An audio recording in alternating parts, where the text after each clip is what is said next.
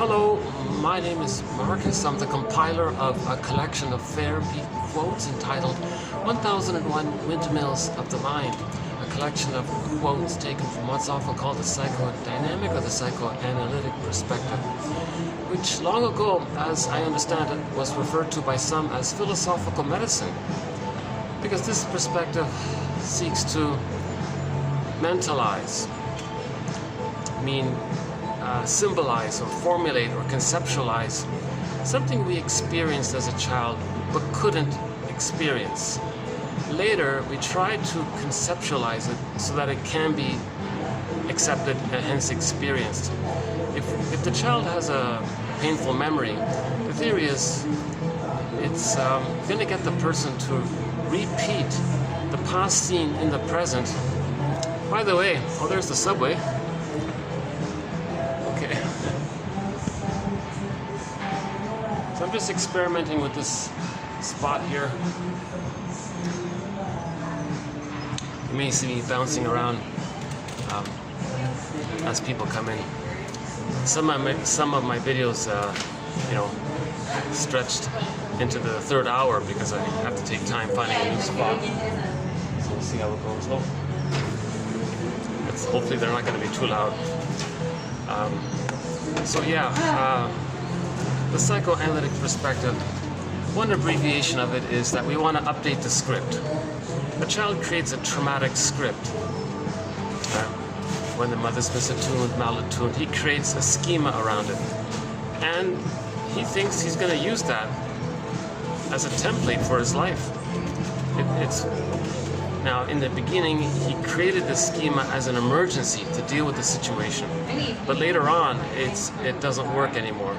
And it causes him problems, actually. Right? For example, if the child sacrifices his potential, his true self, to please the mother, that's a template, that's a schema. Later on, he's going to do something self-defeating to protect the mother again and again. Yeah, they are on the loud side, aren't they? Let's see if there's another spot I can move to. Hold on a sec. Okay.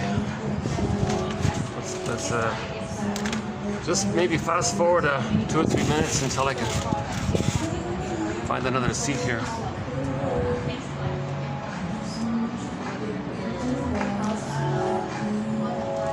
Okay. Unfortunately, it gets pretty loud on the inside. By the way, there's yeah, we talked about this the switch image here. So we'll talk a little more about Halloween later on. But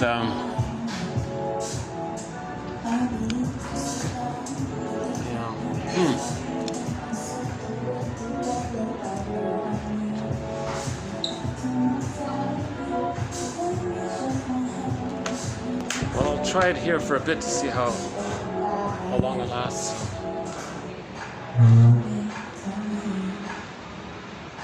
In many of the videos up to this point, I've tried to give an overview of 1001 Windmills of the Mind. Another way of saying it is we want to convert repetition compulsion into memory and feeling. Once we get memory and feeling, right, we stop repeating. It's the repeating of the traumatic script over and over again that's dysfunctional. Because the present isn't the past. The present isn't the nursery with the mother.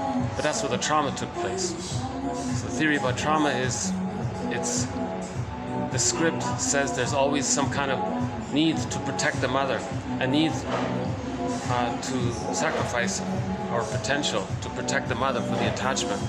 That's in the script, and we're replaying that script over and over again like a record. Again, with Berger's metaphor, every neurotic is a music enthusiast, but he only has one record. And he carries this one record with him everywhere he goes. Every time he sees a record player, he spins off that one record again. So the trauma takes place in the timelessness of the unconscious. Now we go through time, but the unconscious doesn't understand time, so it's going to replay it again and again in every new situation in the present, making the present new editions of the past, or transferring the past into the present. And it does it through parataxic distortion. It's going to distort what they see in the present to fit the script, thinking they can relive that scene that caused that painful script and get a better outcome, a healthy script, or as if to undo the script or something. Because it's unfinished business for the child. He had a pain, he couldn't perceive it, he's stuck there, frozen, like the woolly mammoth stuck in the block of ice in Siberia. Apparently there's a woolly mammoth basically preserved, and he's frozen in a block of ice, and it's been like that for 30,000 years. So that's sort of an image of the stencil. It's frozen. So the child is traumatized. He's frozen in his emotionality. So his animation, his body, his instinctual body, it's like frozen, like the woolly mammoth. And we want to free the woolly mammoth. We want to, melt the ice and free the woolly mammoth. Poor guy will be immensely confused 30,000 years later. Things have changed, he'll think, right? Anyways,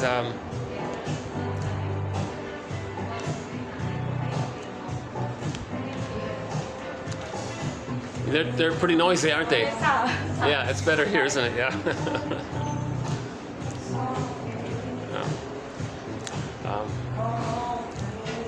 Yeah, the two people that sat near me and that other person sort of drove us away, kind of thing. I don't know, some people talk loudly, maybe. Sometimes, I theorize sometimes it's like they want to be heard, they're being demanding. Hear me, I want to say it loudly so you'll hear me. So maybe it is an expression of the narcissistic desire to maintain the status of being mirrored and seen, so they speak loudly, maybe to encourage that. Anyways, I'm not sure, but it's going to get dark here very quickly, so why don't we just take a quick little scene here while the sun is up. That sun sets very quickly. In less than an hour it'll be dark here. Yeah. There's my drink, thank you. Yeah.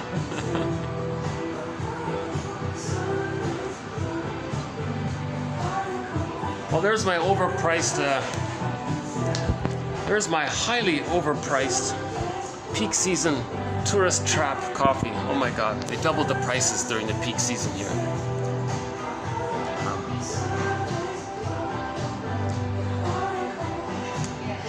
So,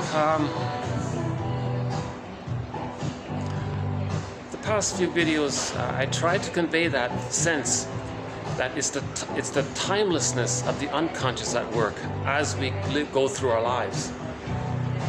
There's a constant pain, it's unfinished business. The person wants to rework it, redo it, get a better outcome for it. So it distorts the present to fit the script, thinking it can change the past. Because there's no time there. They don't understand that the present is different from the past. So they're stuck in that constant past state that now is always the past. And they want to finish, they want to complete the cycle. The cycle was the baby was shamed, he was in pain, and he froze in there. He was petrified. Like the woolly mammoth in the ice, he was stuck there. So he wants to get unstuck. So that's sort of the positive intention of repetition compulsion, to get unstuck. One image is in that kids movie called Kirikou and the Sorceress. The little Kirikou pulled out the thorn from the woman, and then she was freed from it. She was unstuck from it. So that's basically what psychoanalysis is, to identify the script. This script came about because of an insecure attachment style with the mother. It's called attachment failure or attachment damage. Insecure attachment or failure in attachment. And it leads to this insecure attachment style, reactive, disassociative, disorganized, highly anxious, avoidant, there's the schizoid one, and so on. So we want to identify which attachment style in particular are we looking at. That helps.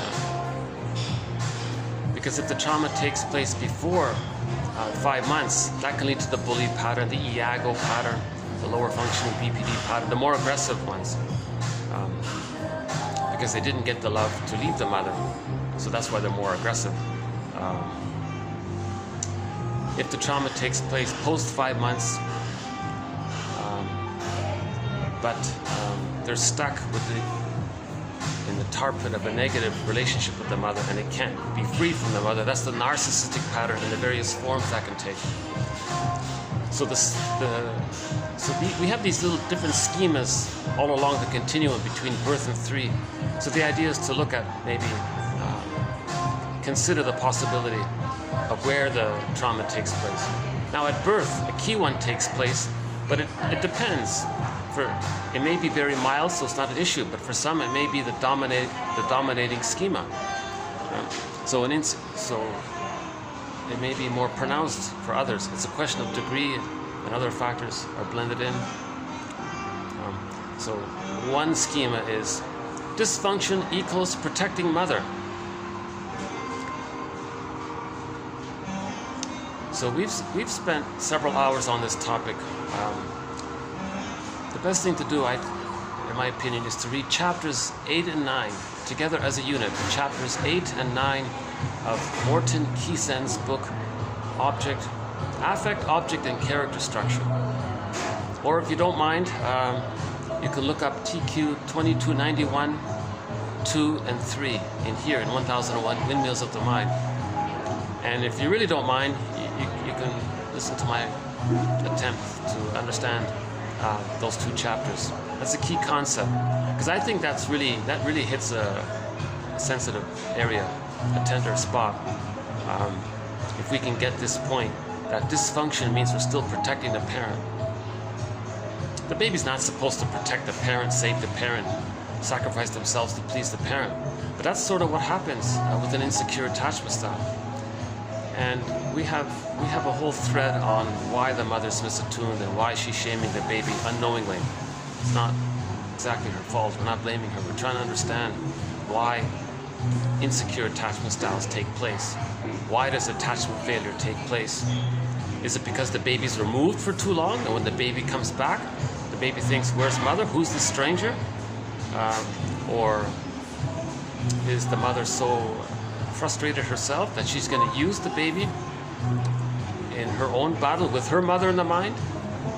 She's going to do to her child to communicate what her mother did to her. It's called a negative magic gesture. Or does the mother use the child to have someone to respond to her, mirror her, meet her needs? That's called childhood parentification. So there are a variety of theories around why mothers are not able to offer what's called a secure attachment style, meaning the maternal holding environment. For the first 5 months, the babies need an extended womb called a maternal holding environment. Yeah, sorry, if you see me distracted, I got a jumbo TV screen flashing in front of me here. But this might be the only best spot I can use here. It's packed everywhere, you know.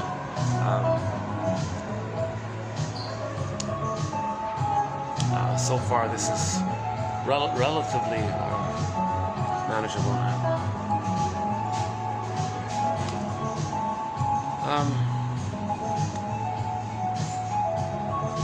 So 1001 Windmills of the Mind covers 50 themes or topics or chapters or e-booklets in the general area of A, identifying the script. Carl Menninger he said to a client once, oh, this problem that you're talking about, well, we may say that this is what your script or your schema is doing to you. But let us, as a team, work together to see what we can do with that script. Okay, so we want to identify the script. That's the first step. As we talk about it, we're going to realize certain things. As we realize these certain things, we're going to start to feel, and then we differentiate. So that's the mourning process. So the goal is mourning. Mourning is the pathway to unpick the threads of a traumatic script, and then to use those threads to weave a new, healthier script. We have to mourn this. So in order to mourn it, we have to know what it is that we're mourning. Because in that script, we're mourning the loss of ourselves. We're mourning the loss of who we could have been, had we been loved. All this time wasted. I think that's the point of Kirikou and the Sorceress. That woman had pain all of her life, and she said, oh my God, I've been living with this frozen pain, repeating it all her life. Finally, she was free. She even at one point made a comment, you know, how strange it is to have emotional freedom. How strange, it's a new feeling. She never had it before, but it was confusing at first. And she even like was a little, well, that was her point, it was strange. It took time to get used to what it feels like to be healthy and normal. She was so used to the pain, and it took a while to make the adjustment. A good little film, yeah, Kirikou and the Sorceress. It's in French, but it's been dubbed in English, and there's a version with English subtitles. They're both okay. Actually, the English dubbed one is pretty good. I recommend that one. If you can't find the dubbed one, the subtitles one is okay too. Just a quick correction.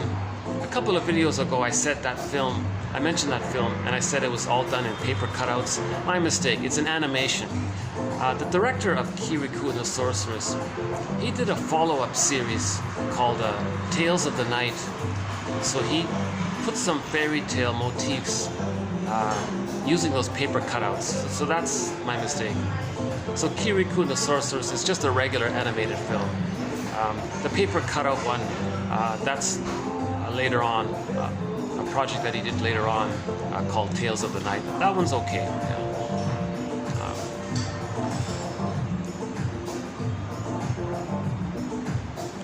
Wow. Yeah, I got all these advertisements flashing in front of me. Or maybe I could do this standing. Let's see. What if I were to just try this standing over here?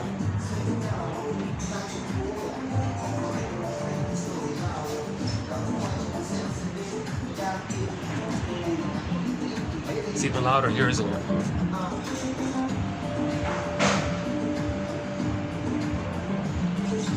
Well, that's the back end. That's the popular end. That's jam-packed over here. So let's see how we're doing over here.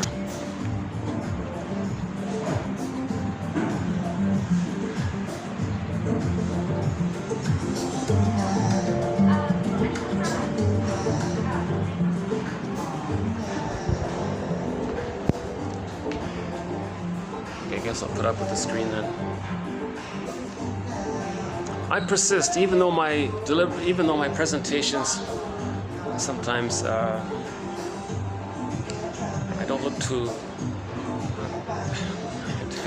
It's not a vanity project. It would be nice if I could present them calmly and confidently. You do see my anxiety as I present them, but I decided I'm going to present it anyways because I want to get the quotes out. That's really my focus. I feel like I can contribute, I can help if I get these quotes out. I believe these quotes to be some of the best thoughts in the psychoanalytic area around. 1001 Windmills of the Mind now has over 5,000 quotes. Roughly half of them are sort of in the honorable mention category, but the other half, I believe, represent the best of the best. So we now have 2,331 best of the best quotes.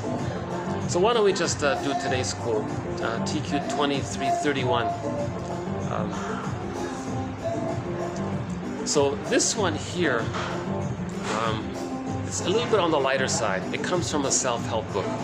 So one of the threads, we have one thread in the self-help area, because some of the self-help books, they blur into the psychoanalytic area partially, and I feel like it's a relief a little bit to talk about some easy material, and it may be helpful sometimes to take a break and have a band-aid kind of thing.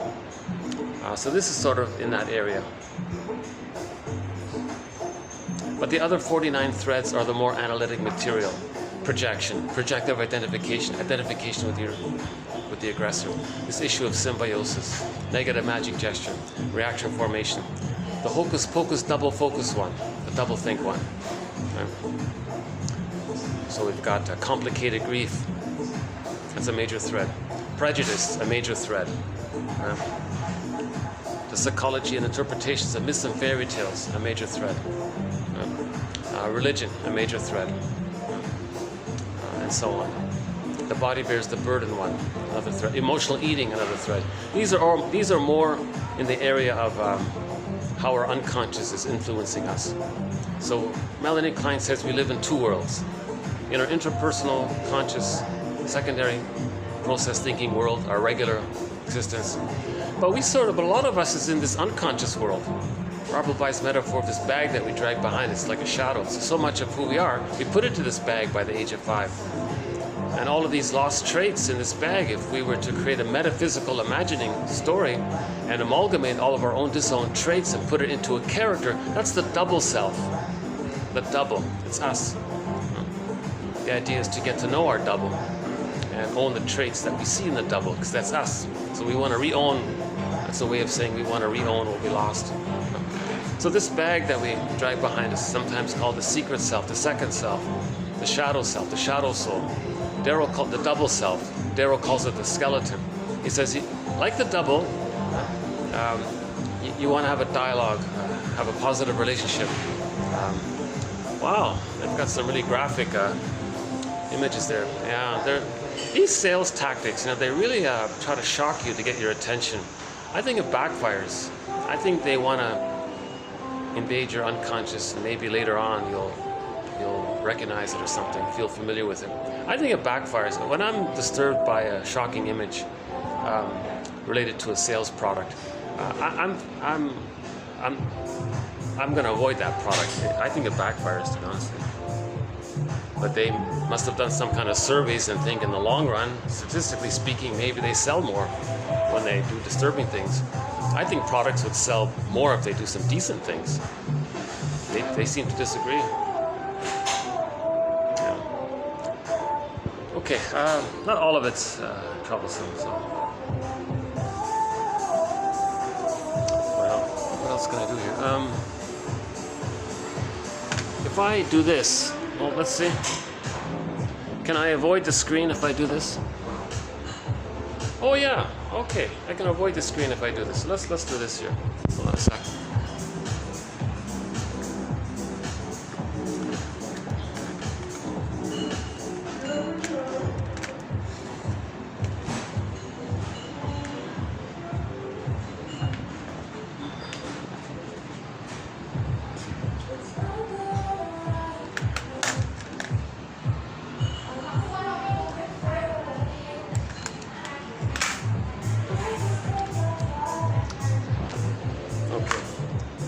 So we can continue on this side here.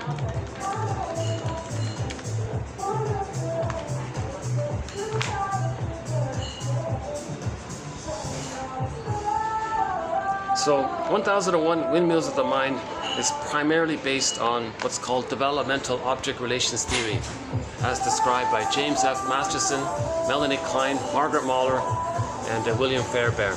Developmental object relations theory. So object relations theory, it's the study of the internalization of interpersonal relationships. So the baby has an interpersonal relationship, that's one world. He creates a schema, a stencil, a working model, a blueprint, right? Like a schematic, it's like a theater almost. He creates it in his inner world. Now this inner world, it's basically unconscious fantasies based on the memories, what he felt, what he needed, and now the child thinks in pictures, so it's pictorial. So in the unconscious, it looks like Alice in Wonderland or a myth or a fairy tale. It's pictorial, like that witch image over there. The child might create an image of his mother as that witch, right? Let's see. Okay, so the child might actually create an image of his mother in his unconscious, like this frightening woman here, right? Now actually, that's not too bad, because that witch still has sort of like a human side to her in a way, right? Now that image could be like the guy with the horns, right? Mr. Devil Guy. That means the baby's really enraged. So the red, right? The baby is going to create an image of his mother. It can take a variety of forms. I think the Mr. Devil guy is probably represents the most pain. The witch one there may be sort of midway, you know. But the witch is a frightening character because in Hansel and Gretel, the witch wants to eat the children. So what are we talking about here? Why are we saying that the child has a concept of his mother as a witch like that? You know? And on Halloween, it might be a little bit helpful. A person can dress up like the witch, and at least it helps him to act like the witch, so he's not pained by the witch. If he can act like the witch, so he's getting in touch with it somehow or acknowledging its existence. So it can be slightly therapeutic in the sense that he's admitting it to himself. So nobody's saying the mother's a witch, not at all. It's nothing to do with that. Nothing to do with that. We're talking about the idea that the child thinks in pictures. Right? Hold on a second.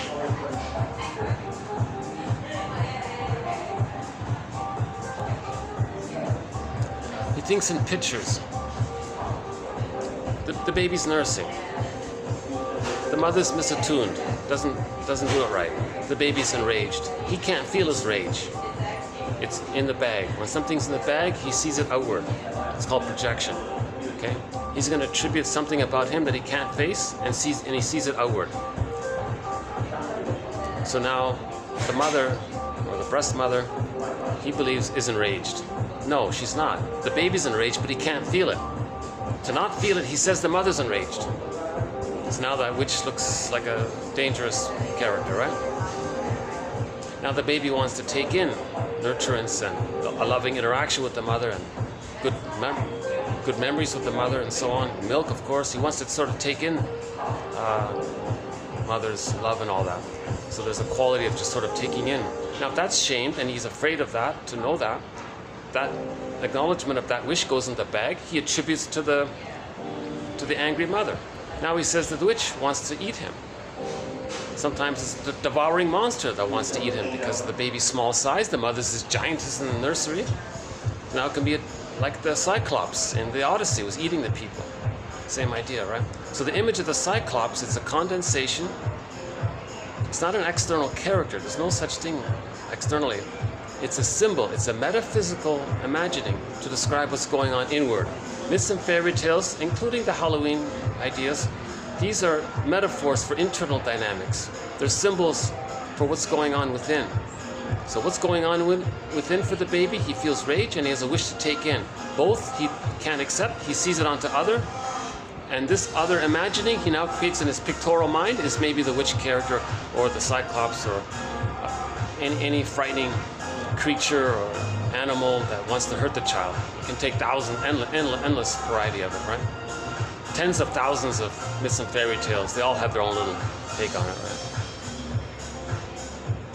It's a symbol to describe that the baby's enraged and he wants to take in. So the abbreviation is, it's a devouring monster that wants to eat the child. Right? There's a book called So the Witch Won't Eat Me. Talks about this.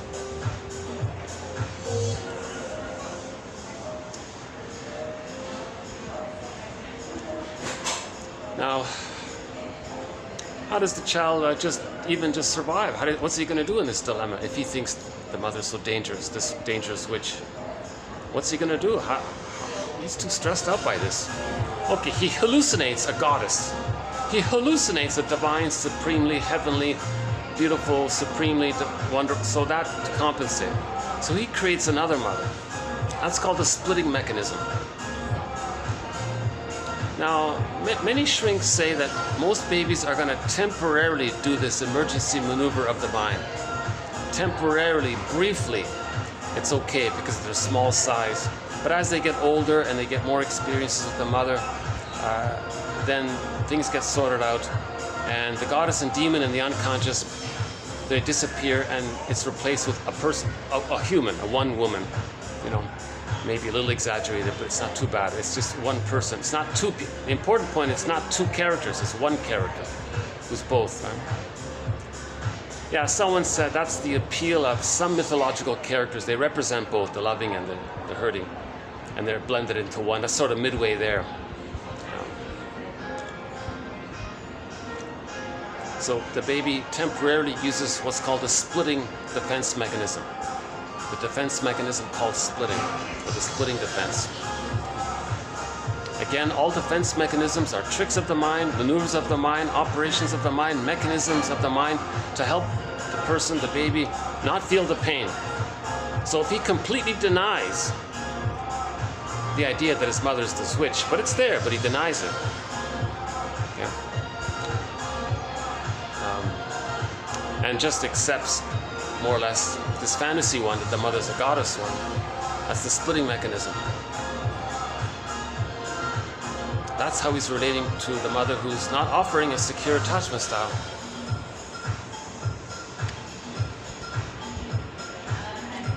Well, this song in the background reminds me of something. Knock on wood, is it? With that sort of that cowbell sound or something. Some disco song or something. We have a great soundtrack to 1001 Windmills of the Mind. Lots of great folk music, classic rock, music from around the world. Lots of songs from indigenous singers. We've got some great stuff. Our theme song to 1001 Windmills of the Mind is Katja Epstein's German rendition cover of the song Windmills of the Mind. We played it in the last video.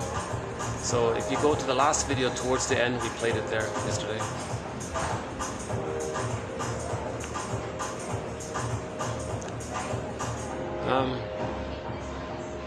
So where are we here?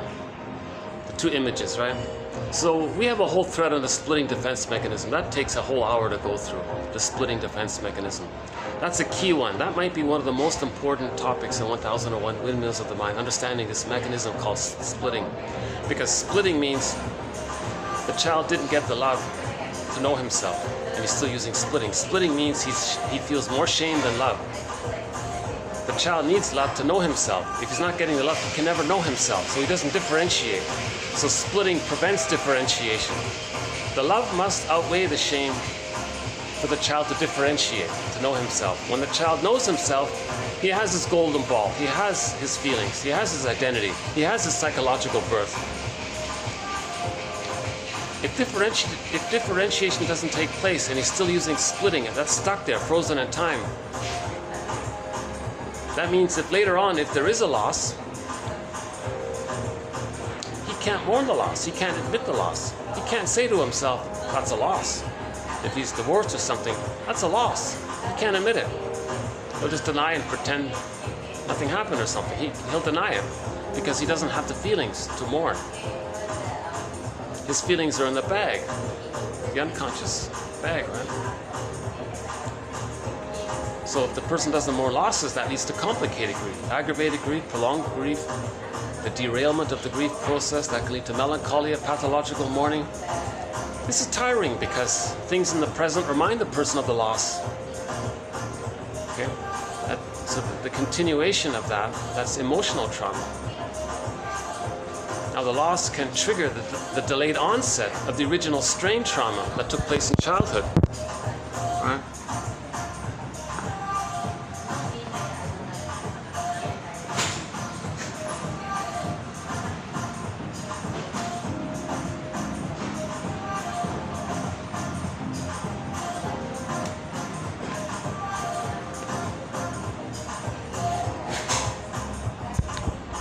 Sorry if you see me a little sweating or perspiring, it's 30 plus up here. So, to heal the splits, we have to do what's called facing unconscious ambivalence. Recognize the truth that the mother shamed the baby more than loved the baby. That's a difficult thing to do. Very few people want to admit that. We're so conditioned to think that mothers are, we put our mothers on a pedestal here.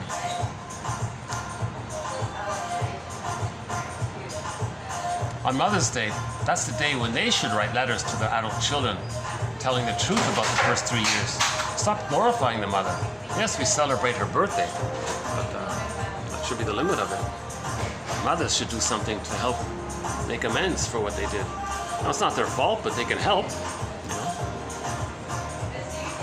How's the lighting this way? Is that better? It's hard to get the lighting right here, isn't it? Okay, so that's a major threat, the splitting defense.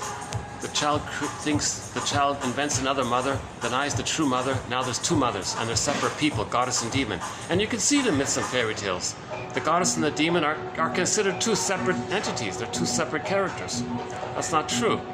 The truth is the mother was one person. But the child can't see the mother as one person because the pain is too much. So he uses the splitting mechanism to deal with the pain. So myths and fairy tales are metaphors for internal dynamics. They describe psychology. So myths and fairy tales describe a traumatized psyche because of that motif of splitting. So the motif of goddess and demon, hero and villain, these kinds of things, this dichotomous either or, two separate characters, that's a metaphor that the child is still using a splitting defense mechanism.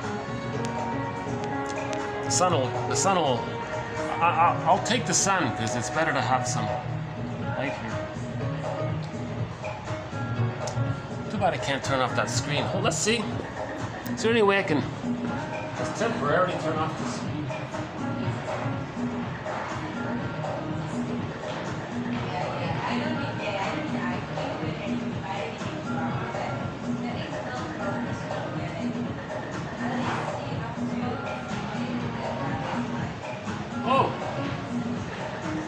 Oh, good.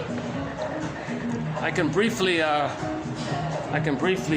off the screen there. Hold on a sec. I'll put it on in a minute. I don't think anybody will mind too much. Okay. So it's cooler here.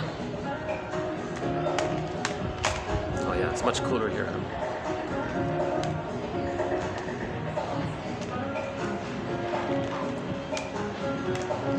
So, another one from Karl Menninger.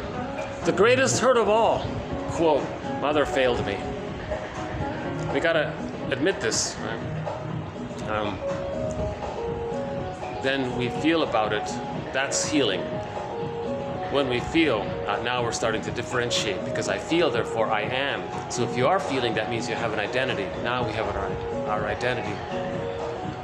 We repeat dysfunctional things over and over again because we lost our feelings and our identity. We're repeating in search for it because we don't have it. Once we have our feelings and identity because of the morning, we stop repeating. So there it is in a nutshell right there.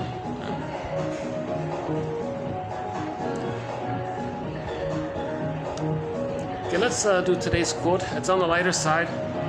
I just came across this book here. Susan Campbell writes self-help books. She's in her 80s now. She's still giving interviews and lectures and things. So this is her most recent book, written I think 1 or 2 years ago. So here she is, 80 years old, writing a self-help book. It's called From Trigger to Tranquility. Normally we say shadow work. You want to own what you disown. That's called shadow work.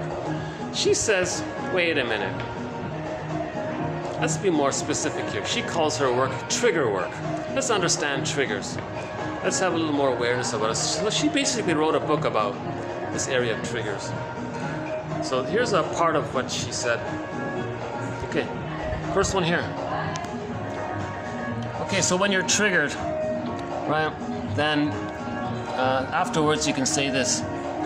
Well, dear partner, when I heard or saw you, okay, so you describe the trigger, whatever it is that happened. It was probably my old fear of whatever it is, abandonment, being impinged upon, being ignored, unseen. Now the story I told myself at that time was, okay, so those are your false beliefs around it. So, okay, now this triggered up feelings from my childhood. And you name some of those feelings. And you talk about the childhood memory. Right? So when I was a child, I had these needs. They didn't, and you name the needs, it didn't get met. And then you had these feelings and you name those feelings. Now in the present, okay, and you know, partner, I'm sorry I reacted the way I did. If I could do it over, I would tell you that my fear of being whatever it was triggered. So this is basically her rendition of the I statement. So part of our self-help thread is on how to make an I statement. And I've been using mainly Marshall Rosenberg's rendition of how to make an I statement. The I statement, so let's just briefly do his first. So it's an acronym, OFNR, O-F-N-R. The O stands for the observation, the thing that happened in the present. Okay, when I heard you say this, you described what it was, the trigger. Remember the trigger.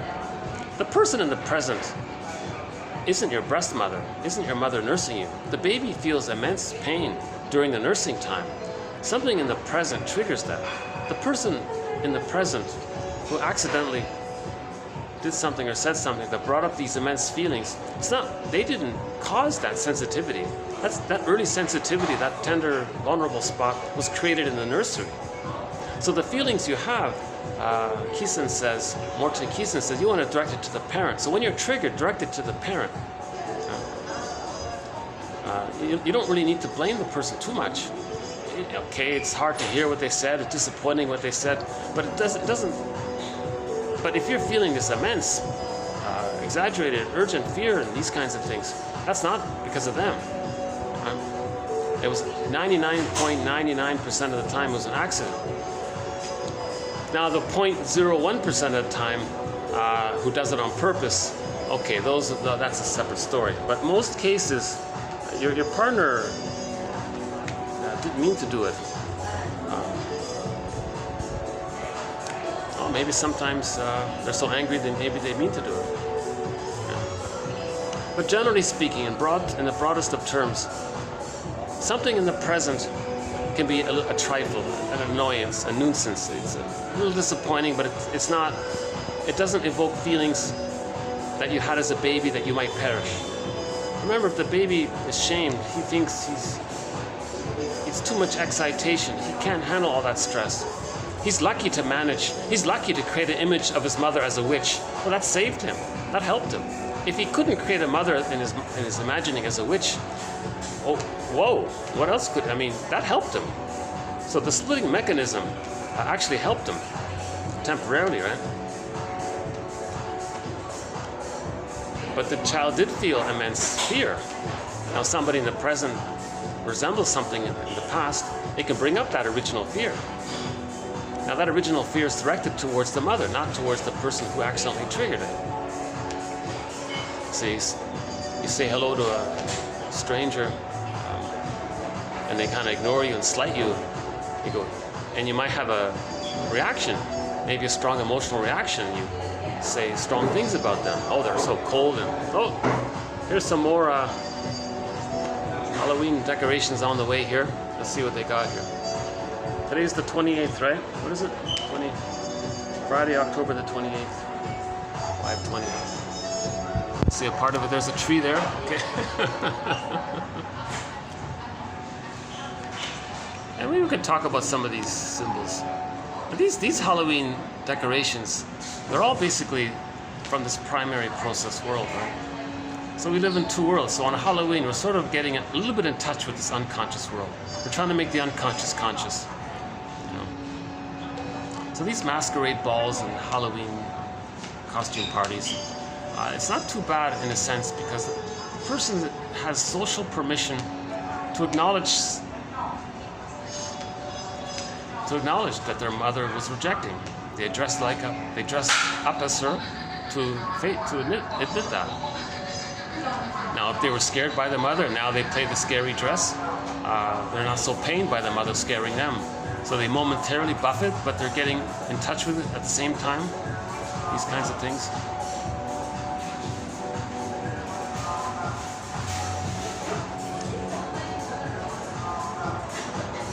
So Marshall Rosenberg's rendition of an I statement is OFNR, O-F-N-R. So the O stands for the trigger in the present. Now you're triggered. That means you look back in childhood The F and the N are linked. So when you were a child, you had certain needs. You name those needs: safety, connection, understanding, to grow, to be supported, to share, and to have an interaction, to have a relationship. See, you name those needs that all children have. You identify it for yourself specifically. Now, when those didn't get met, then you felt, and you named the feelings that you felt. That's now present, that's come up now. Scared, angry, confused, etc., right? So, that's the F and the N. Okay, so your friend didn't show up, let's say. You had an appointment to meet your friend somewhere, and let's say you agreed to meet your friend at the coffee shop at 5 o'clock, and they show up at 5:45. No phone call, no text, nothing. Now maybe at some point while you were waiting for him, you were feeling annoyed. So the friend arrives, no apology, no acknowledgement, nothing. Sees, and he says, "How you doing, buddy?" He tries to wash it, tries to ignore it or something. Oh, wait a minute. I have to make an I statement with you. Oh, I see. It's my coming late, right? That's right. When you said we agreed you'd be here at 5 and you showed up 45 minutes late, that was the trigger. Now he shares. So that reminded me. Now, he's not blaming him, he's just pointing out it's a trifle, it's a nuisance, a little disappointing, but it's not meant. But those strong feelings you're feeling is from your childhood. It's not for him. It's not for the guy who was late. Yes, he brought it up. His actions facilitated it coming up. So you just make it about yourself. So you coming 45 minutes late, that was the trigger. That's the O in Offner. That's the observation. Just like the facts, just a simple description of what it was. Huh? Then you say when you were a child, what was the memory? What was the childhood memory? Being kept waiting. Being scared that somebody wouldn't show up. Maybe in kindergarten, the parent was supposed to come and pick him up after school, and kept the child waiting for 3 hours. He was terrified finally. Maybe some of these emotions came up. So dear friend, when you came 45 minutes late, that reminded me of something in my childhood. I'd like to, I want to clear the air for myself here so we can better relate and have a nice night together. So a nice conversation together. So you coming 45 minutes late, that reminded me, I was a kid. I remember when I was like junior kindergarten, I was 4 or 5 or something. I was standing there in a strange place. I was waiting, and I was scared. And things were around me, and I was getting more scared. It was starting to get dark. I was really scared. I thought, I don't know what was going on. Finally, the parents came, but it bothered me, and I never really got to talk about it or process it. I never brought it up with my parents. I didn't talk about it with them. They didn't apologize or something. They just sort of brushed it off, or they thought by doing so I wouldn't remember it. But I did remember it. So I had a need for safety and connection with my parents, and a positive relationship with my parents. And there was a time when that wasn't met, and I felt confused, sad, and scared. And maybe I suppose that I feel angry, confused, sad, and scared.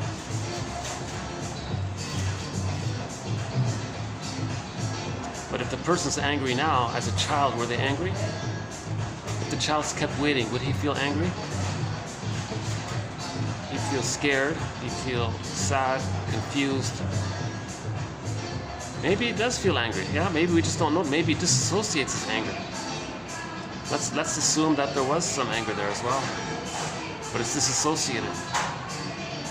So you might say, I think maybe I did feel some anger, but I don't remember it. But I know I felt scared, sad, and confused.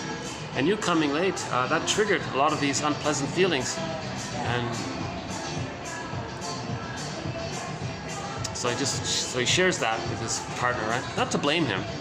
Now the request, our part of Offner is he wants to make sure that his friend isn't triggered by his I statement. So I just want to make sure you're not triggered by what I'm sharing. I'm not trying to blame you. I'm trying to share what's going on with me. So how are you hearing what I'm saying? And the friend might say, many things can happen at this point, whatever the friend says. He might confess. He might say, you know what, the truth is, I was a little angry at you for something, and I was being passive-aggressive. And my lateness was an expression of my anger at you. Oh, I didn't know that. So instead of acting out your anger by being late, you think you could make an I statement. How about make one now? Fair enough, I'll make an I statement. You know, I'm all ears. What happened? Well, three months ago you said you'd do such a thing, and I expected it. It never happened, and I was angry about that. So maybe I'm expressing my anger from what happened 3 weeks ago. 3 weeks ago? You mean that and that? And then he talks about it. Oh, that's a misunderstanding. I thought this and that. Oh, you meant all that and this. But you didn't follow up. You didn't tell me. That's true, I didn't. I could have followed up and gave you an update about it. So why didn't he give the update? Because that was the trigger. So maybe he was angry at that point. Okay, now it goes back to him. So why was he angry to not give the update?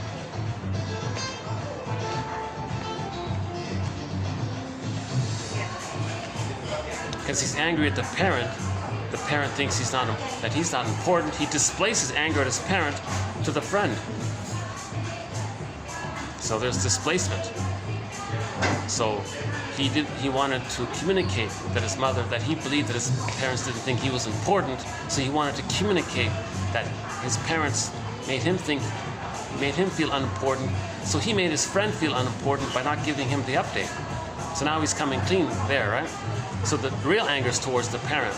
I see, the friend was, I see. So you're trying to communicate through your behavior a displacement that you believed that your parents didn't value you, and you wanted to communicate that by not valuing me, by not giving me the update. I think that's what happened. Wow. Yeah, and he might apologize for that.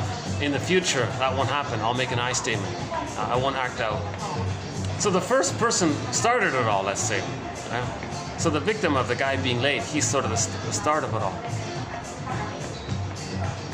He started it by expressing his anger towards his parents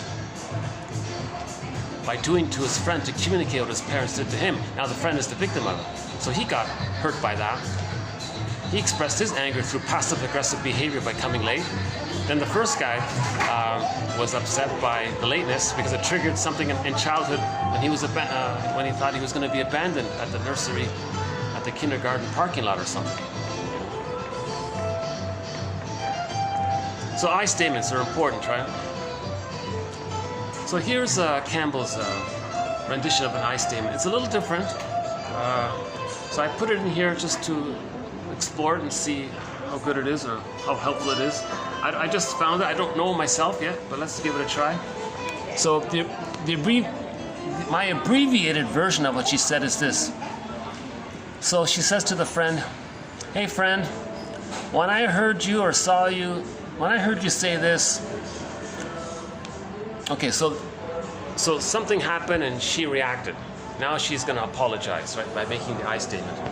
Okay, so what happened was, when I heard you say such and such, and then I reacted the way I did, I think it was probably my old fear of being unheard when I was a child.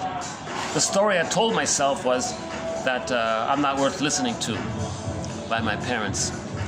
Now the feelings that were triggered were anger, because I had this memory of my parents not listening to me, always ignoring me. I'm sorry, dear friend, that I reacted to you the way I did. If I could do it over, I would tell you that my fear of not being heard was triggered when I heard you say that. So here's the full picture of it here. So this is the I statement verbatim here. Okay, so let's begin. She calls it a unilateral repair statement. Of course, I statements are repair statements. So she's just calling it a repair statement. So let's flesh this. Let's flesh it out here.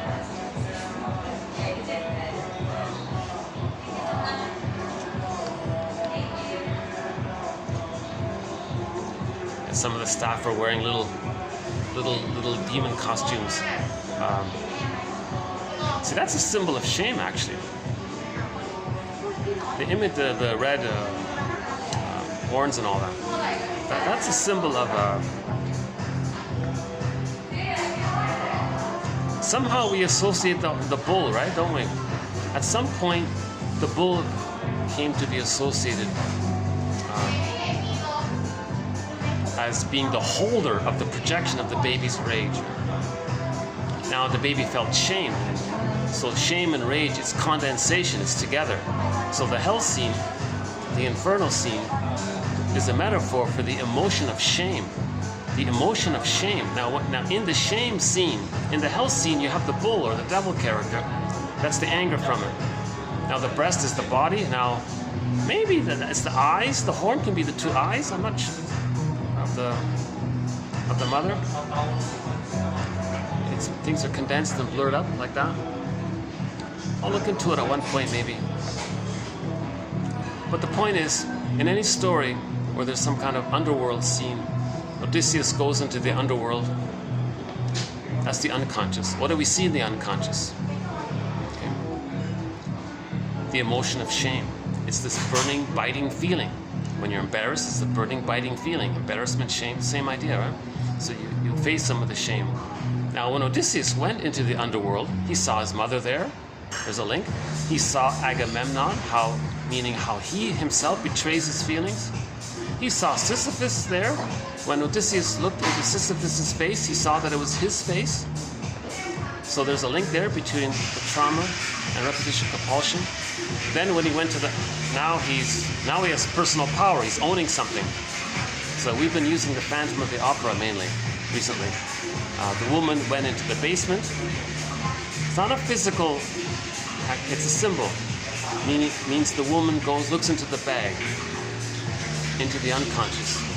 So that scary dude, it's not a character. The Phantom of the Opera, it's not a character. It's a metaphysical imagining of the woman's own pain, shame, and rage. Now, when she owned it and got in touch with it and started to accept it, now she's bringing back some of her feelings. When she came back on stage, she was a better singer. She had more personal power because she's reintegrating to herself. She feels more real, more alive, so she was a better singer.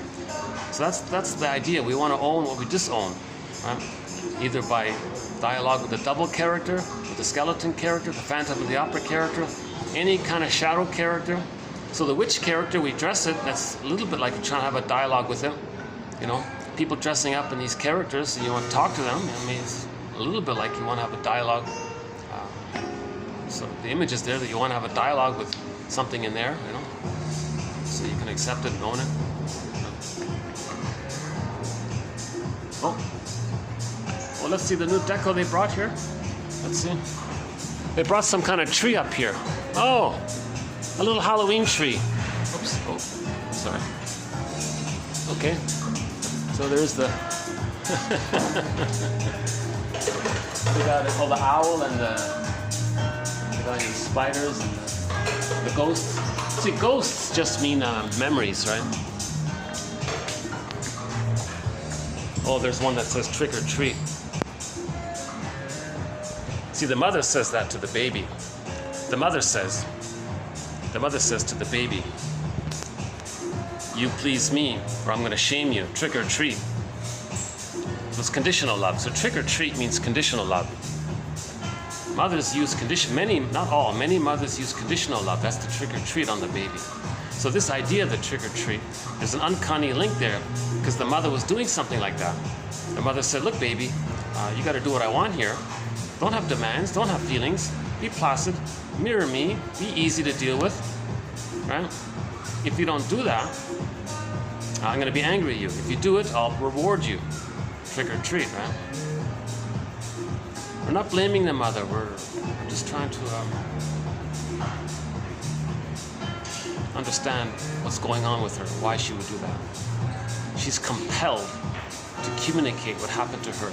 She shames the baby to communicate that she was shamed. So she's stuck in that script as well. People are stuck in schemas. They're stuck in the woolly. Again, go back to the woolly mammoth. The woolly mammoth is so the mother has that as well. The mother emotionally is like that woolly mammoth, frozen in that block of ice for 30,000 years. She's also stuck somehow. So it's a compulsion, and she's trying to get unstuck. So she's going to shame her child to communicate that her mother shamed her. Or she wants to compensate. She uses the child to comfort her because when she was a baby, she wasn't seen and loved enough by the mother. She's trying to get it from the babies. These kinds of things. So she's stuck like that woolly mammoth. The crow, I don't know if that's the crow or not, but the crow is the keeper of spiritual and psychological knowledge, according to some indigenous traditions. So the crow is one of our companion animals, actually. The blue jay, the crow, Canada geese, the heron, and the loon. Those are the main birds. The mosquito and the bee as well, plus the fox and the seal. Oh, she noticed the TV screen was off and she put it back on. Oh, clever waitress. Huh? I might have to move back again. Oh, no signal. Good. Okay.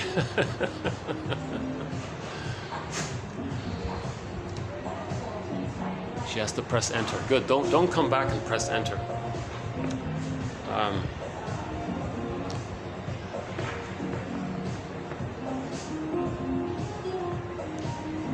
Why would they? Yeah, they're bombarding people with advertisements. Why don't they put some happy, give people a pleasant time up here? Then they'll stay longer and order more drinks. Yeah? But if they're annoyed by the commercials, they might leave early, right?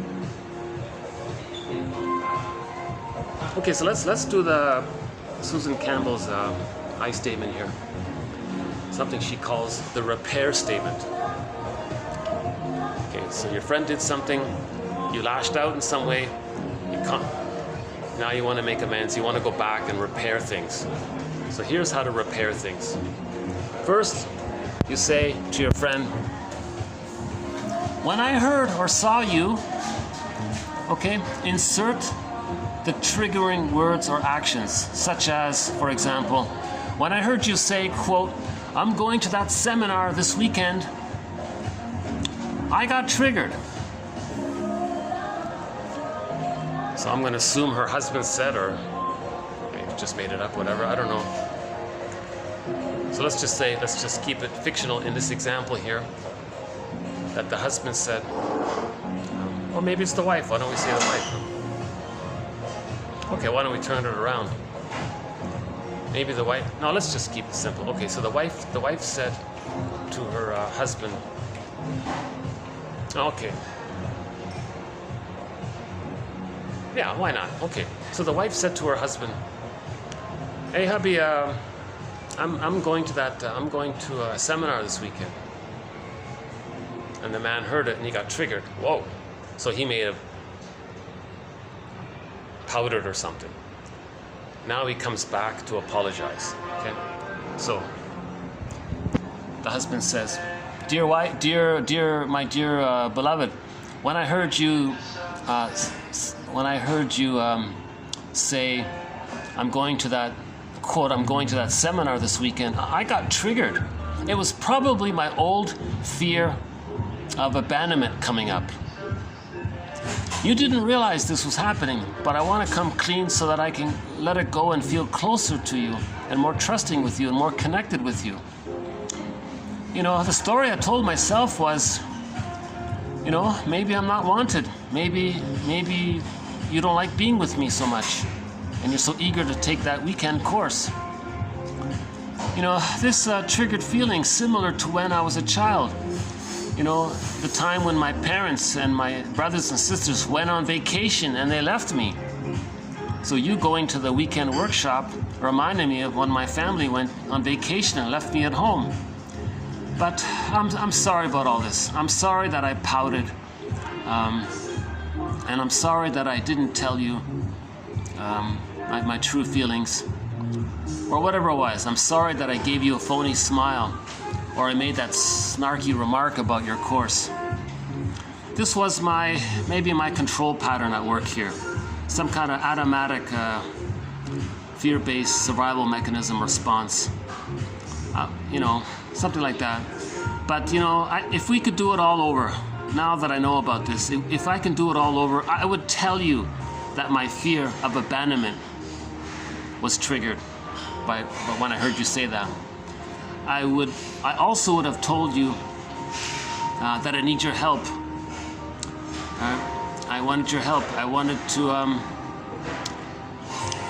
to have some validation for my core needs here.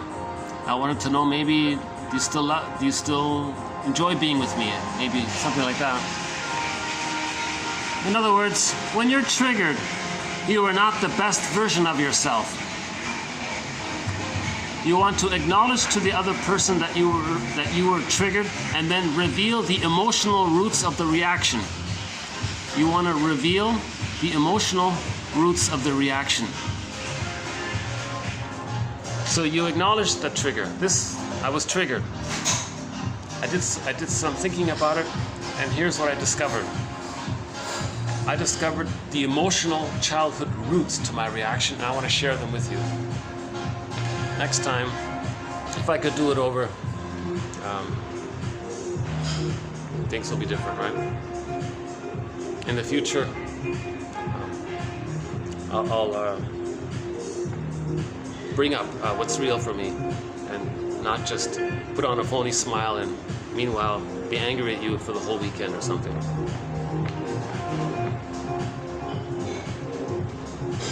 It's not bad. It's not bad. When I heard you say such and such, it was my old fear of such and such. Feelings got triggered in me from my childhood. I'm sorry that I acted the way I did. If we could do this all over, I would tell you that my fear of such and such was being triggered. That's a little better, right? I think the summary statement's not too bad here. Oh.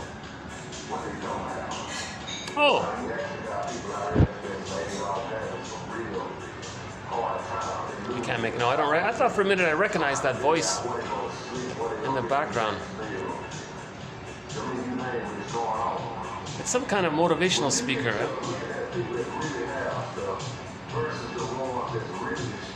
Is it Les Brown, one of those kind of motivational pep talk speakers? Useless material, but it just makes you a little energized for the moment, and a minute later you forget it, right? Or is this an intro to a song or something? I've never heard this before. Oh, it's an intro to a song. I see. That's a good idea. A little motivational speech as an intro to a song. Okay, let's continue. A couple of more things from the same book called From Trigger to Tranquility. Oh, that's a catchy title of a book. So we're searching for tranquility. So how do we go from trigger to tranquility? Well, let's understand a little bit more about this issue of triggers. So the person connected to the trigger did not cause our sensitivity to feeling hurt or slighted in this way. That sensitivity was already there as a result of unfortunate early learning experiences that occurred long before we met this person.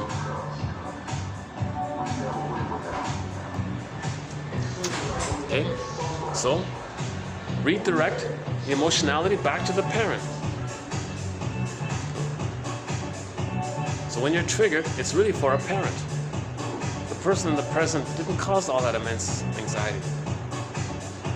So you can do two things. You can do like we just talked about, just share what came up. Now he can take it a step further. He can write a letter to his parents. Hey parents, remember that time at kindergarten when you were 3 hours late and I was waiting in the parking lot there and I was kind of numb and didn't say anything? I'm angry about that. I want you to know about it. I'd like a reply. why did we say? Why could we talk about it at least?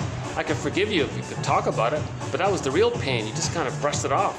It was bad enough that you were late, but the more painful thing is you acted like I shouldn't be upset about it. You kind of gaslit my feelings in a way, I feel like. You didn't give me the feeling that I could talk about it. You never allowed me the feeling or sense of feeling that I could say that I'm scared that you were so late. I'm angry at that. So he can direct the true issue to the parents. So that would be the next step, right? Okay, next one here. If you study your triggering episodes for a while, you will probably notice a pattern or a cycle.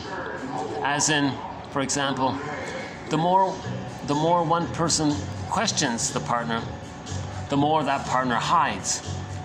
And then the more that partner hides, the more the first person questions. When partners are co-triggered, it can seem like they are caught in a vicious cycle. It's not clear how they got there or who started it. They seem to be having the same fight as last time and the time before that. Even if the subject matter is different, it's always the same fight. In a way, it is, since the same core fears are being triggered and the same core needs are trying to get met.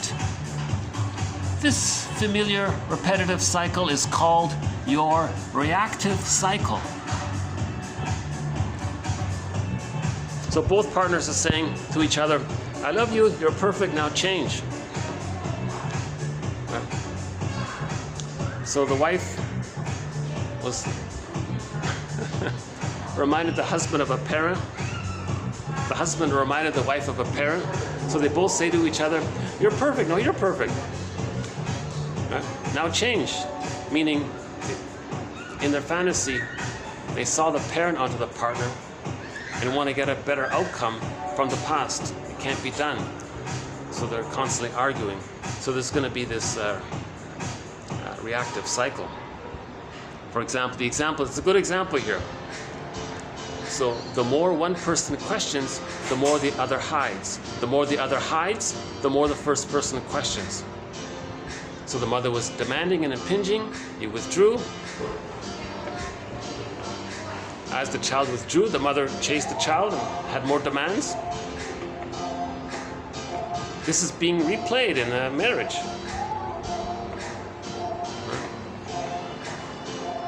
Trigger sensitivities reveal useful information. If someone says something that triggers our own insecurity or pain, this pain or fear was already in us waiting to be activated. When we get triggered, it signals there is something incomplete in our development. Something incomplete in our development. Unfinished business. Unfinished emotional business. That's what's taking place here. The child couldn't process the pain. It's incomplete. And there's arrested development. They didn't go through the developmental phases. So we had a quote about marriage, how the honeymoon phase resembles the stage of symbiosis between the mother and the baby. Then one hatches out and begins to differentiate. So in the marriage, they kind of replay some of that. Children often learn the wrong thing about themselves. Children tend to take things personally. So when they aren't able to get what they want, they naively conclude that something is wrong with themselves. If no one comes to feed a crying infant, that infant may subconsciously conclude that they are unimportant, not valued, not worthy, or unlovable. So the child makes this existential conclusion that there's something wrong with them. Two theories is, it's in correspondence to their need to fantasize that the mother's a goddess. And if they feel pain, then they conclude there's something wrong with them. Second theory by Harriet Goldman was, all babies have magical thinking. They think everything's about them. Now in the beginning it's all bliss. After birth, if there's no more bliss, they cause everything. Now the parents are not happy. The child in the womb thinks that the parents had bliss. That when they were born, The child sees the parents are not happy. The child thinks he caused it. So the child thinks he had the power to make his parents unhappy. He thinks there must be something wrong with him for that to occur. So however it happens, all children begin with the mindset, I'm not okay, you're okay. But that's just temporary. And by the age of 3, it gets sorted out, it's I'm okay, you're okay. But if the trauma is very severe, before 18 months, the child gives himself up completely and identifies with the aggressor. So that's his false self. He takes refuge in the fantasy of him being a little god, blurs that in with the mother being omnipotent other. So now he thinks he's so powerful and it's all about him. That's the false self. His true self, he sees is shamed. He sees it onto others, and he shames others. So when he shames others, he says, he says, I'm okay, you're not okay. Again, when he says, you're not okay, he's talking about himself seen onto others. So that's the more traumatized condition of I'm okay, you're not okay. That's not healthy. That's a much greater sign of trauma to say, I'm okay, you're not okay. That's not self-esteem, that's anger and narcissism. The person who still holds on to the original, I'm not okay, you're okay, they're still sort of holding on. They didn't cross over. They didn't make a deal with the you-know-who. They didn't make that crossover, you know. So that's identification with the aggressor. It's making the deal. Because when they make a deal with that image, right, that means they think in the timelessness, that they're going to live forever. That's what that means. Right?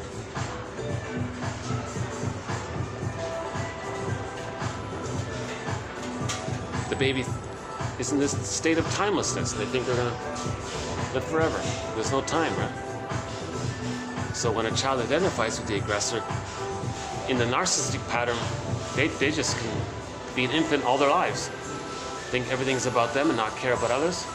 Everything's utilitarian. So we talked about the difference between part object relating and whole object relating in the last video. So I won't redo it here. Okay, a couple of more here.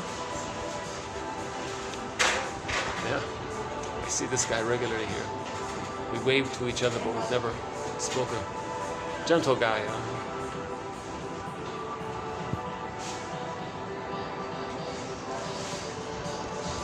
Okay.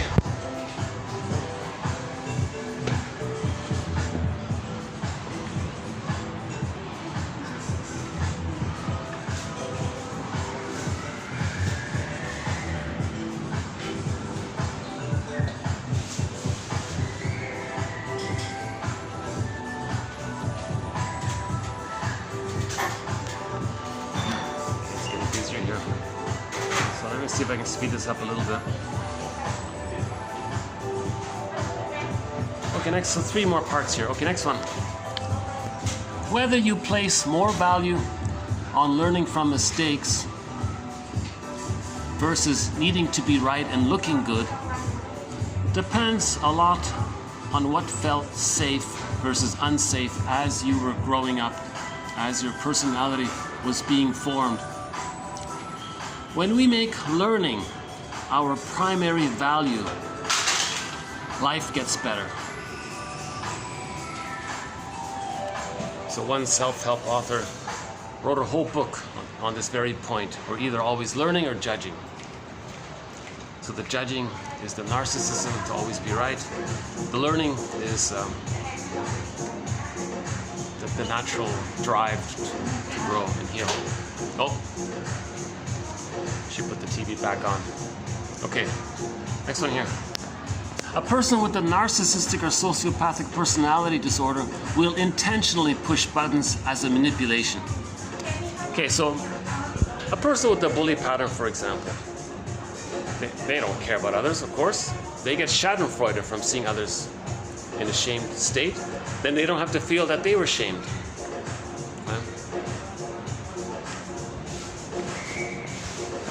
So yeah, Their agenda is to frighten someone to be connected to them.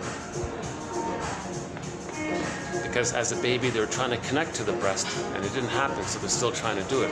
That's the mistake. It can't be done. No laki can be the breast mother. So they're belligerent and aggressive in this area to forcefully try to get someone to respond to them. All they can do is feel a distraction from how they were shamed if they shame others. So they shame others.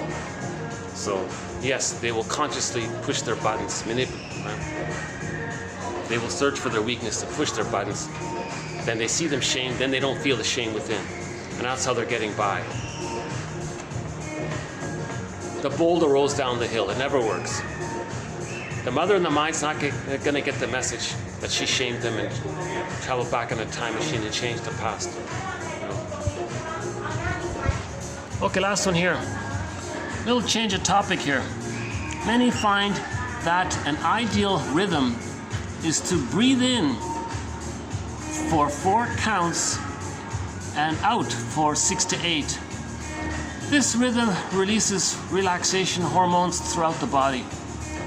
But even if you only rest a little bit at the end of the out breath, the relaxation response or effect will be similar.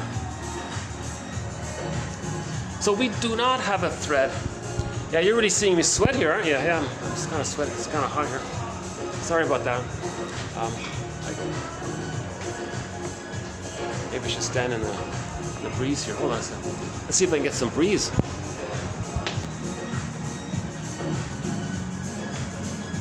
Well, I'm going to have to call this my perspiration video. Yeah, so we don't have a thread. Oh, there comes the spider, huh? Okay. Yeah, it looks pretty good. Thank you. Yeah. So you can see that we're putting up a big spider there, huh, for Halloween. Oh, this will be a fun little place once all the decorations are up now. Yeah. How's it on this end here? Hold on a second. No, so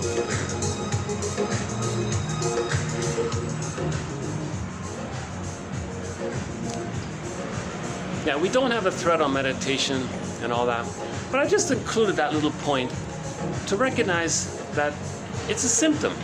If a person's exhale isn't longer than their inhale, that's a symptom of stress. I thought I would just put that in as a footnote here. And yeah, and if you want to feel a little better, she's, according to her in the book, when you exhale, at the end of the out-breath, see if you can just tag it on a little longer. See if you can just let the out-breath just settle in and have a little extra of the out-breath. Don't push it, just let it happen naturally. Then the in-breath is the in-breath naturally. You don't force it or anything. And then the out-breath, likewise, just relax and let the out-breath take place. But at the very end of the out-breath, just try to soften a little bit. You can imagine the gravity, or you can imagine warmth and heaviness in your body, or some image that makes you relax, a little leaf falls down or something, and just have a little extra, slight, half a second longer out breath, just a little bit. She says that can help soothe anxiety.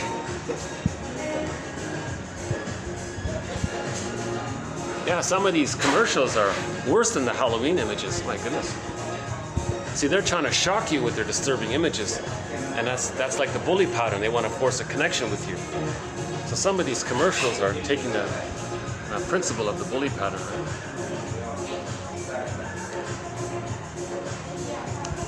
Okay, I'll start to wind this down here.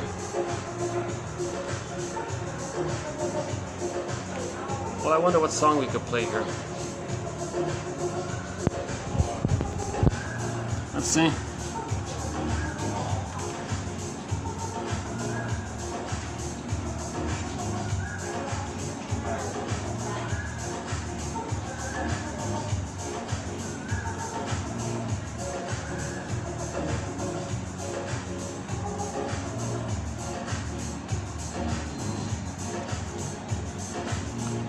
Oh, fear no evil. Well, since it's Halloween, why don't we put like a, I will fear no evil. I will own my pain and shame and all this.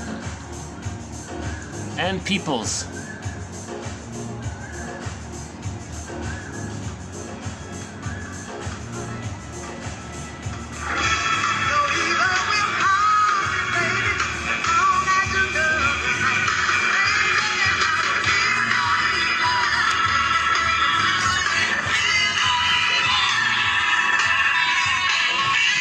Because if you understand what's going on, you're not going to be afraid.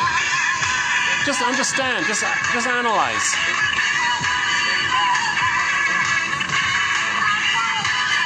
If you meet a person with a narcissistic pattern, you don't have to fear it too much if you understand what's going on. They're taking refuge in the image of themselves as being little gods. Cynicism is their agenda because they want to... Schadenfreude is their agenda because that's their only sense of pleasure. To get some relief from the pain of having been shamed. So you don't need to fear a person with a narcissistic pattern. You understand it. Then we don't fear it. Long ago, in ancient times, narcissism was called, the evil eye and all these things, right? We don't have to fear these things when we have knowledge, right?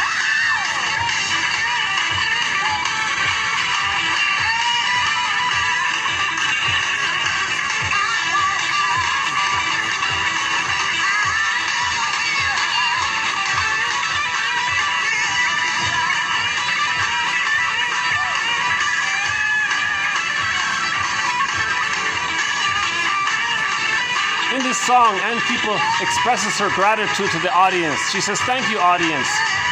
So she has gratitude. People with the narcissistic pattern, the bully pattern, they don't have gratitude.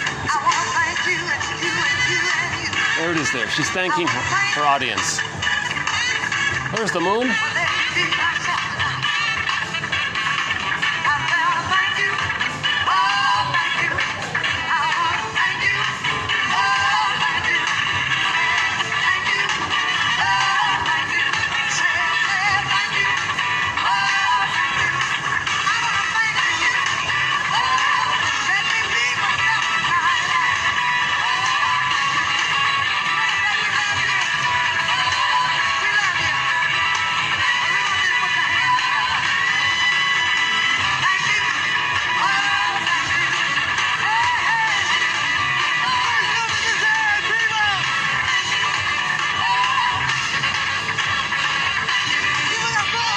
Well, just as she's thanking her audience, I'd like to thank any possible viewers to this channel.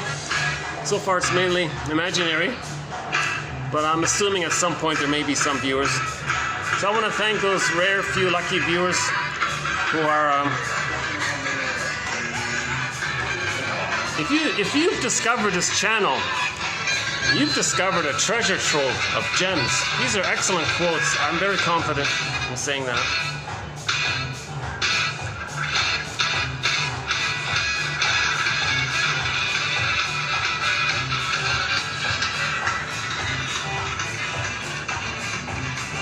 Here's an English rendition of Windmills of the Mind by Barbara Lewis.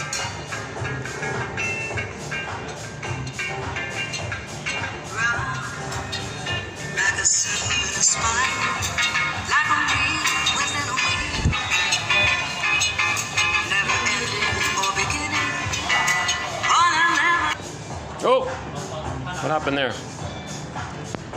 Okay, I guess that's okay, yeah. So my favorite English rendition of Windmills of the Mind is that one there by Barbara Lewis.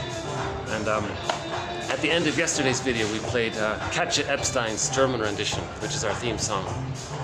So we'll add more quotes to our thread on self-help exercises and self-help material. It takes a break. I enjoy some of the self-help material. It's a refreshing break. And some self-help authors, some of them are psychoanalytically minded, and they avoid the jargon, but they're trying to teach things like projection, important concepts like that. How's the view here? Oh, not a bad view here, eh? Oh, maybe I can do a video here. Always looking for good views. So mainly in today we talked about the book From Trigger to Tranquility Again, the trigger is the amygdala. Right? In the Disney movie Inside Out, we saw that. Joy and sadness, representing the person's feelings, gets put into the unconscious, that other world.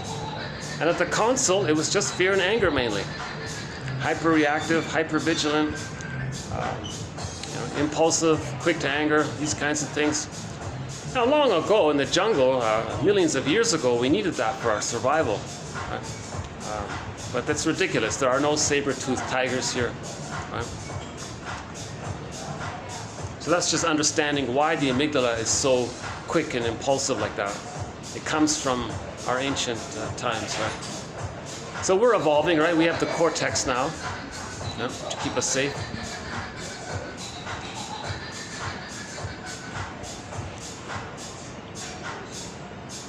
But with trauma, the amygdala becomes overstimulated. So there's the movie called Bob and His Enlarged Amygdala.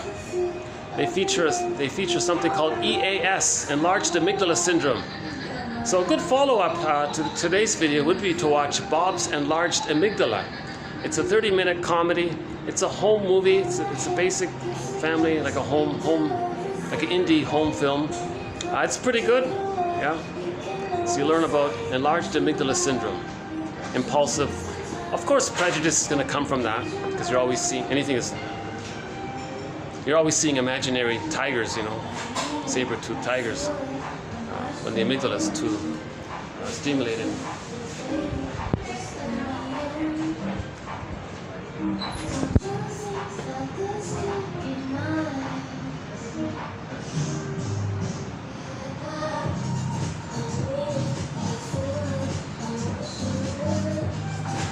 So we want to soothe the amygdala,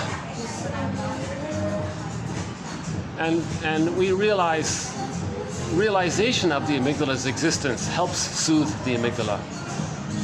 So we look at what Campbell calls our signature, our amygdala. Now she calls it the trigger signature.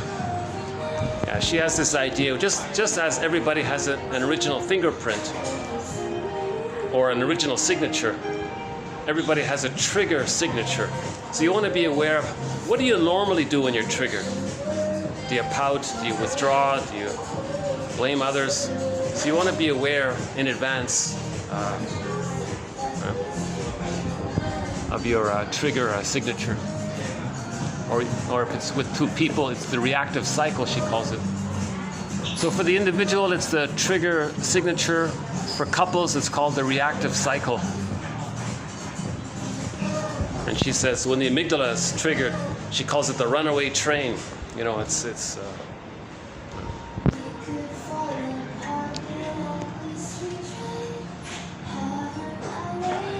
And she emphasizes it's hard to make I statements while you're in the trigger. So you want to say, I'm triggered now, right? If you want to kind of, can we stop? I don't want to get more triggered or something. So she calls it, you want to make a pause agreement. She calls it the pause agreement. Can we agree to pause? A pause agreement, right?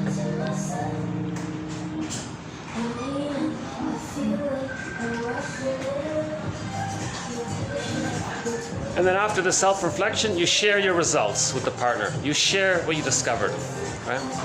You come back and come clean. This is what happened. You do a debriefing. When you said that, right, it brought up some memories from my childhood, some unfinished business from my childhood. Right? I had an experience of abandonment, for example, at the kindergarten. I was waiting. I had a need for safety, trust, connection. That wasn't met at that time, and I felt scared and confused and angry. And these feelings have come up.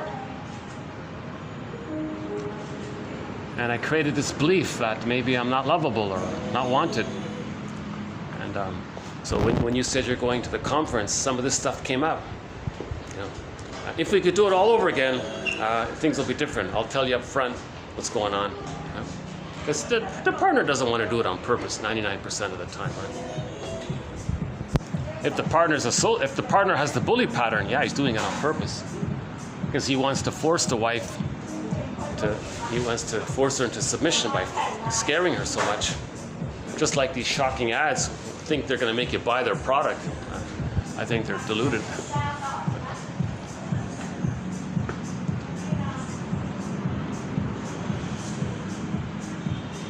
So-called dark advertising or something.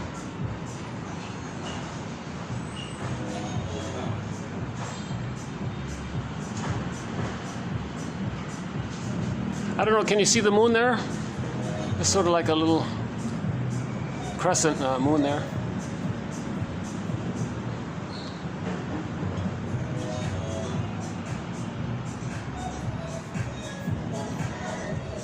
I find it interesting. You know, she's in her 80s and she wrote a book about the amygdala. I thought she's being very generative. I thought that's very generous of her to update her knowledge. I think she wrote 11 books or something. Actually, we have a few of her quotes from one of her earlier books. So if you type in Campbell in the search engine, in our channel here, in this channel here, this YouTube channel called Psychoanalytic Self-Awareness Quotes, embedded within this channel, there's a mini search engine for the channel. If you type in Campbell, I think you'll get her other quotes. The other book we featured was her book called Getting Real. She was just saying when you're real with your partner, your relationships get better. That kind of thing. Basic stuff. But her book, I like her focus. I think she's right. I think it's a great idea. She calls it trigger work. We're always talking about shadow work. Shadow work. Yes, yes, yes. Good. We need that. Well, let's to help facilitate shadow work, we got to do trigger work. So today was an attempt to do a little bit of trigger work in terms of sharing the ideas and her I statements. Trigger work. Basically, we're talking about I statements, making an I statement. So she calls it the repair statement. Okay, so my very first exposure to the I statement was from a self-help book by Barbara DeAngelis. She calls it the love letter. It's very similar to what she wrote here. That was back in the 70s or 80s, I guess. So it can be called the love letter. It can be called being real, or the repair statement, or the or oftener. Okay. You want to share. Have a last look at the Halloween here. Oh yeah. Okay. Oh, there's the ghoul. Oh boy, yeah. See, the child is scared there. One of them is about the scared child. Yeah. So this can be in our unconscious, you know, these kinds of things. Oh, there's the spider there.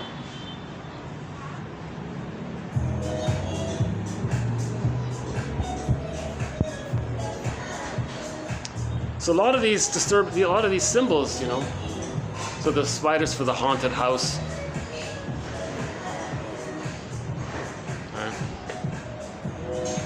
So our soul castle, right? It's like we're living in a haunted house almost, within kind of thing.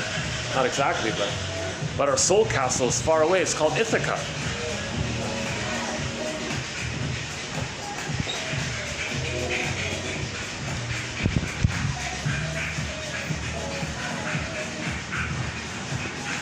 Well, that's quite a compliment. Check out this on the wall here. Hello, gorgeous. Well, that's quite a... Does it show up here? Well, that's quite a compliment, huh? Okay. I don't think I've ever said that in my life. Hello, gorgeous. Wow. That's, that would be very flattering, I suppose, for a woman to hear that. Hello, handsome.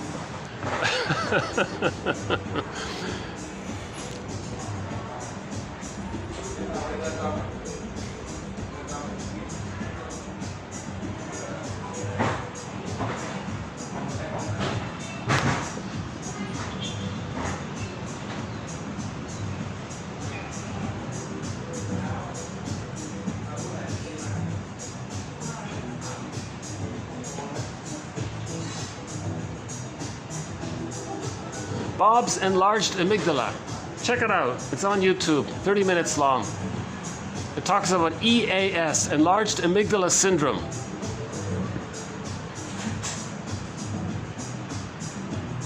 So maybe that exhale meditation exercise can help soothe the amygdala. It doesn't change psychic structure, but at least we're relating to ourselves. So meditation is, we are relating to ourselves. And this issue of self-reparenting, Campbell puts it this way. Let's say you're a little child and you're playing around outside and something scares you. You run inside to the parent. What do you want the parent to do at that point? What would you want your parent to do? So let's say you're 5 years old or something. Something happens in the outside. You run inside to your parent. What do you want the parent to do? Whatever your answer is, that's the attitude you have for your inner child of the past, for your feelings, for your amygdala. Have that for your own amygdala, your enlarged amygdala. Overstimulated, hyperreactive amygdala. Have that attitude towards yourself. It's called self-reparenting.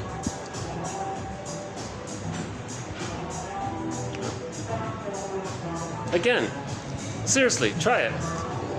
Imagine you're a little kid in the playground, something scares you, you run indoors to a parent, you grab their legs or whatever. What do you want the parent to do or be or say, or what interaction do you want? That's what you do for yourself. That's what you do for your memories coming up. That spirit, that attitude of self-compassion, self-love.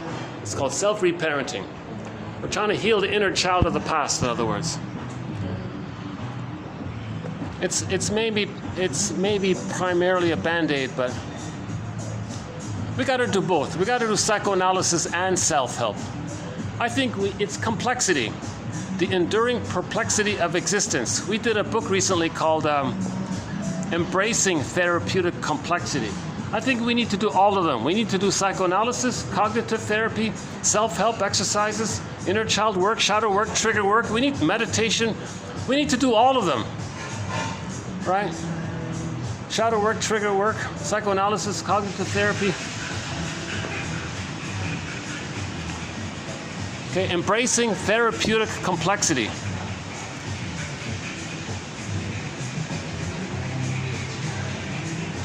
Yeah, this is probably the nicest night view we've had here so far.